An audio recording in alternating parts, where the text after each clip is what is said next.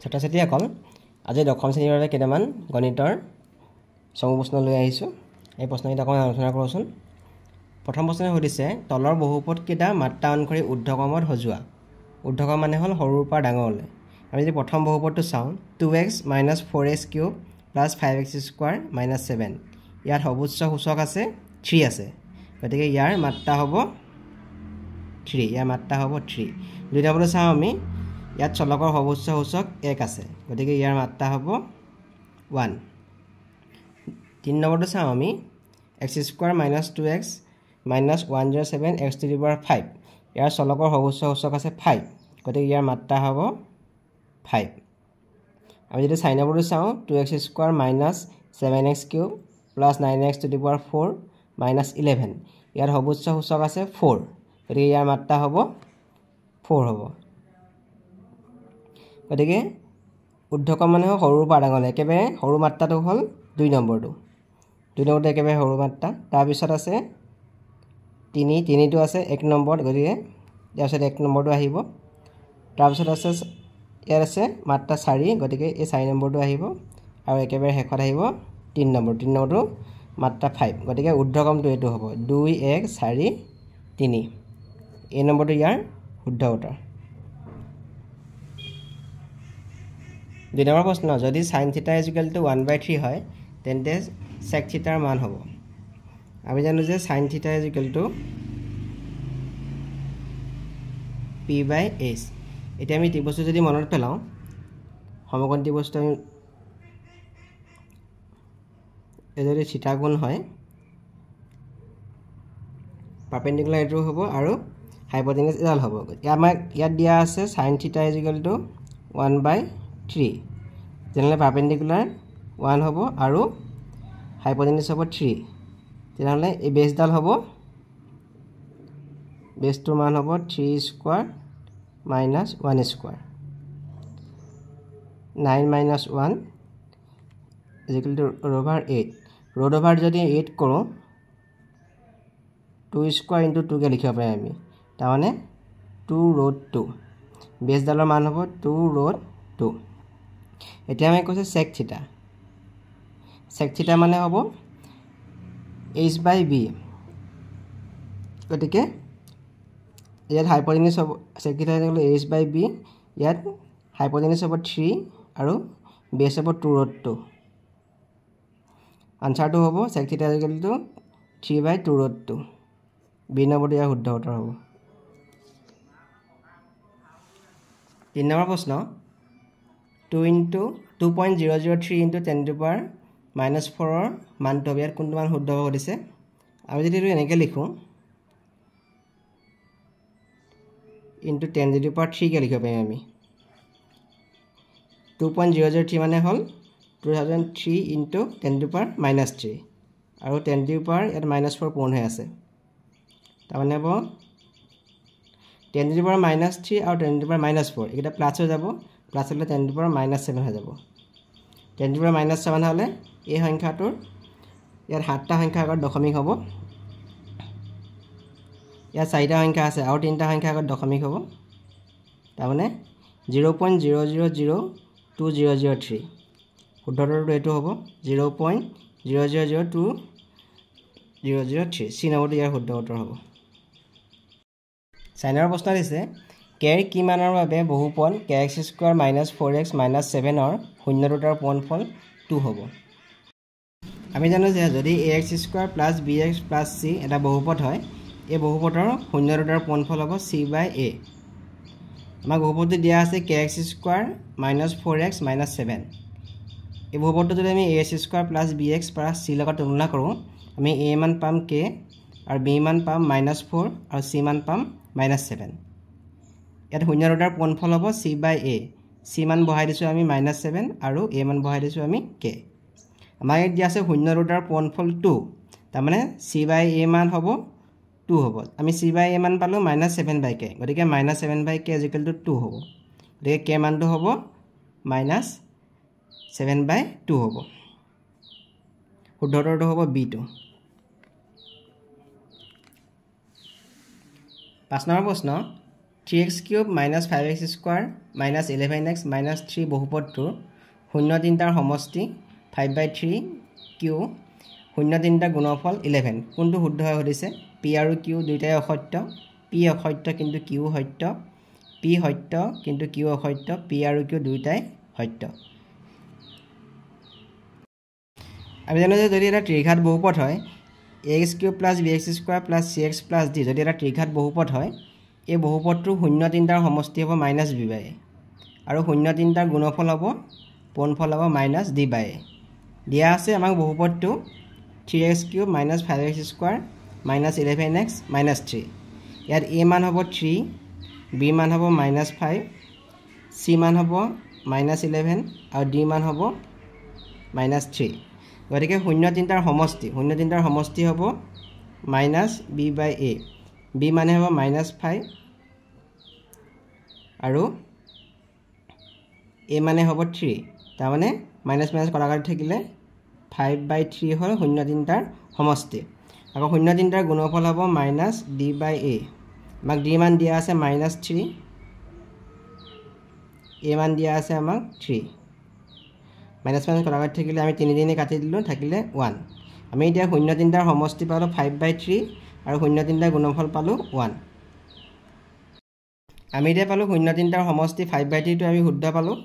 0 গুণফল আমি 11 নাই পোৱা গতিকে এটো অসত্য গতিকে p টো সত্য q টো অসত্য c নম্বৰটো ইয়াৰ শুদ্ধ উত্তৰ তাৰপিছৰ প্ৰশ্ন আমি 3 - 2 বিন্দুটো x অক্ষৰ পৰা দূৰত্ব হ'ব এই প্ৰশ্নটো 2023 চনৰ মেট্ৰিক পৰীক্ষাত আহিছিলে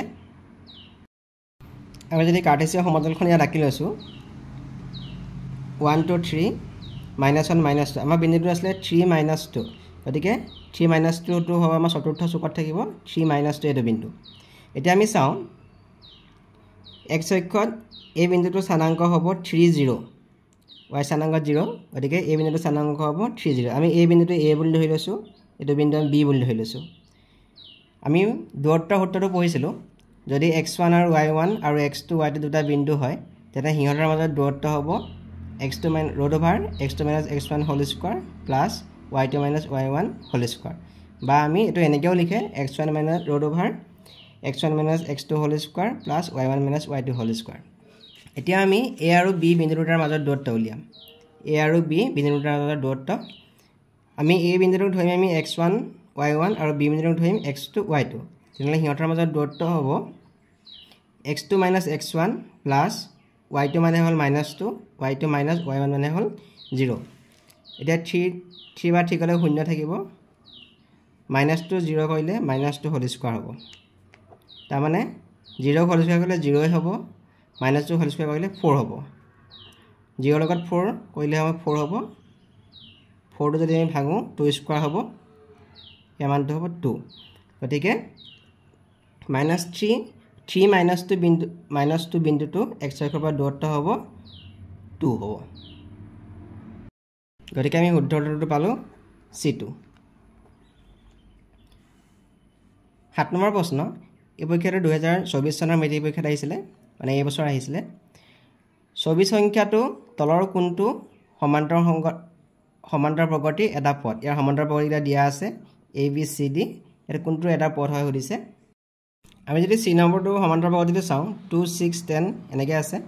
ইয়াত প্ৰথম পথটো হ'ল 2 এই মানটো আমি 2 বুলি ধৰিছো 2 সাধাৰণ অন্তৰ d হ'ব 6 ৰ পৰা আমি 2 মাইনাস কৰিছো 4 সাধাৰণ অন্তৰ হৈছে 4 আমি ধৰি লৈছো ধৰা হ'ল 42 সংখ্যাটো সমান্তৰ প্ৰগতিটোৰ nতম পথ আমি ধৰি লৈছো গতিকে an = 42 আমি জানো যে nতম পথটো an = a + n - 1 * d আমি ইয়াত nতম পথটো 42 ধৰিছো গতিকে a মান 2 বহাই দিছো d মান 4 বহাই দিছো এখিনি কৰিলে আমি পাম n ৰ মানটো আমি 11 পাম গতিকে 42 সংখ্যাটো 2 6 10 এই সমান্তৰ প্ৰগতিটোৰ এটা পথ হয় গতিকে 42 সংখ্যাটো এই c নম্বৰ সমান্তৰ প্ৰগতিটোৰ এটা পথ হ'ব বাকি কিটাৰ নহয় শুদ্ধ উত্তৰটো হ'ব c2 8 নম্বৰ প্ৰশ্ন দ্বিঘাত সমীকৰণ x + 2 whole square = 0 ৰ ভেদ নিৰূপক হ'ব আমি দ্বিঘাত সমীকৰণটো পাতি লওঁ x plus 2 is equal to 0 এটো কইলে হ'ব x square plus 4x plus 4 is equal to 0 ইয়াত a মান হ'ব 1 b মান হ'ব 4 আৰু c মান হ'ব 4 এতিয়া আমি যদি চাও ভেদ নিৰ্ভৰ কৰা বিবেচিকা বুলি কলে b square minus 4ac to বিবেচিকা বা ভেদ নিৰ্ভৰ হিচাপে লিখে গতিকে ইয়াত b মান হ'ব 4 4 স্কয়াৰ কৰিলো আমি a মান হ'ব 1 আৰু c মান হ'ব 4 গতিকে 16 minus 16 is equal to 0 গতিকে x plus 2 whole square is equal to 0 ভেদ নিৰ্ভৰ হ'ব 0 দুই নম্বৰটো ইয়াৰ শুদ্ধ উত্তৰ নম্বৰ প্ৰশ্ন যদি x square plus k plus 6 into x plus 2 into 2k plus 1 দ্বিঘাত বহুপদটোৰ শূন্য দুটাৰ যোগফল হিহঁতৰ পূৰণফলৰ আধা হয় তেন্তে k এর মান হ'ব আমি যদি এই দ্বিঘাত বহুপদটো x square plus bx plus c লগত আমি তুলনা কৰো তেনহলে আমি পাম a is equal to 1 b is equal to minus bracket k plus 6 আৰু c is equal to 2 into 2k plus 1 আমি জানো যে শূন্য দুটাৰ যোগফল minus b by a গতিকে আমি b মান পাইছো minus k plus 6 by 1 তাৰ মানে শূন্য দুটাৰ যোগফল পালো আমি k plus 6 শূন্য দুটাৰ পূৰণফল হ'ব c by a c মান পাইছো 2 into 2k plus 1 c মান পালো আমি ইমান 2 into 2k plus 1 প্ৰশ্ন মতে কি আমাক কি বুলি কৈছে শূন্য দুটাৰ যোগফল আমি পাতি লওঁ k plus 6 হিহঁতৰ পূৰণফলৰ আধা হয় পূৰণফলটো পালো আমি 2 into 2k plus 1 গতিকে পূৰণফলৰ আধা বুলি ক'লে আমি 2 আমি হৰণ কৰিম এতিয়া আমি 2 কাটি দিলো 2 কাটি দিলত থাকিলে k plus 6 is equal to 2k plus 1 এতিয়া কিন্তু যদি আমি কৰো 1 টো আমি পক্ষান্তৰ কৰি দিলো 2k minus k অৰ্থাৎ k মানটো হ'ব 5 শুদ্ধ উত্তৰটো হ'ব k is equal to 5 c নম্বৰটো ইয়াৰ শুদ্ধ উত্তৰ হ'ব 10 নম্বৰ প্ৰশ্ন চাও যদি ax cube plus bx square plus cx plus d a not equal to 0 বহুপদৰ তিনিটা শূন্য আলফা বিটা গামা হয় তেন্তে alpha square plus beta square plus gamma square মান তলৰ কোনটো শুদ্ধ হয় হৰিছে a b c ইয়াৰ অপচন দিয়া আছে আমি জানো যে যদি ত্ৰিঘাত বহুপদ হয় ax cube plus bx square plus cx d এটা ত্ৰিঘাত বহুপদ হয় আৰু ইয়াৰ মূলকিটা যদি শূন্যকিটা যদি আলফা বিটা গামা হয় তেন্তে মূলকিটাৰ যোগফল হ'ব -b by a আৰু মূলবোৰৰ পূৰণফলৰ যোগফল মানে আলফা বিটা আৰু বিটা গামা আলফা পূৰণফলৰ যোগফল হ'ব c by a হয় আমি আগতে পাই আহিছো যে a plus b plus c whole square is equal to a square plus b plus b square plus c square twice ab twice bc twice ca তাৰ মানে আমি যদি দুইটো কমন লওঁ 2ab bc আৰু ca লিখিব পাৰিম এতিয়া যদি আমি অকল a square plus b square plus c square মানটো উলিয়াও তেনেহলে a plus b plus c whole square minus 2ab 2 into ab plus bc plus ca হ'ব এখিনি মই জানিবৰ কাৰণে অকল মনত পেলাবৰ কাৰণে এখিনি লিখি লৈছো এখিনি নিলিখিলেও হ'ব এতিয়া তেনেকে আমি alpha square plus beta square plus gamma square মান হ'ব